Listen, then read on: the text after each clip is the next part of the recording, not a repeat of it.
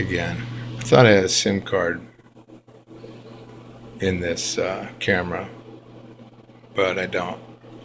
So that's why I cut off. Anyway, I was saying this is the oddball size piece. It turns out on this one, it was exactly the same as all the rest. We've got it divided nice in fifths because the fold was just the right amount when it lined up. Anyway, so what we've got to do now, we're going to do the same type fold we did before, except now, this is temporarily in the way.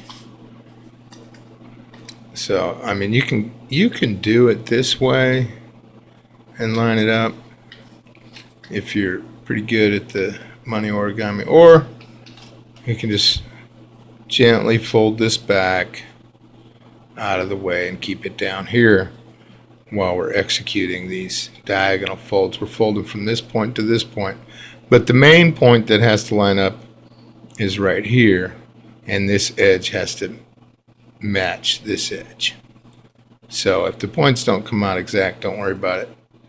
Just line these edges up.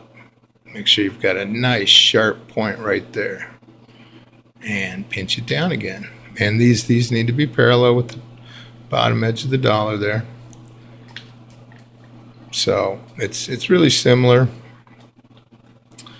but it's flipped around.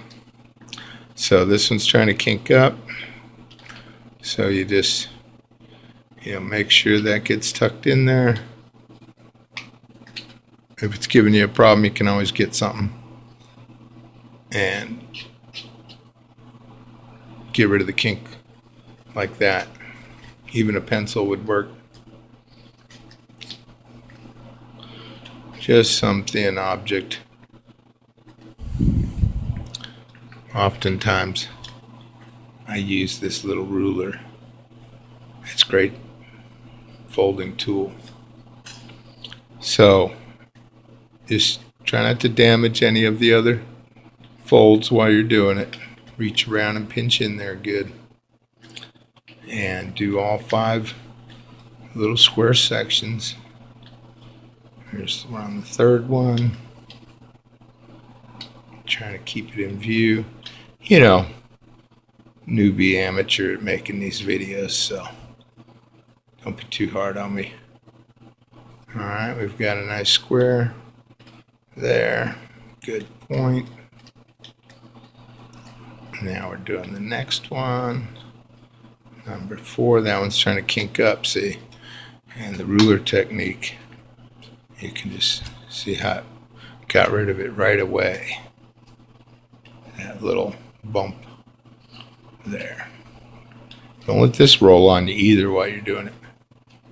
So keep that nice and flat. What I really recommend is watching the video first and then going back and attempting to fold. That way you know what to expect coming up. And then the last one, you just fold the corner over, matching this edge with that line.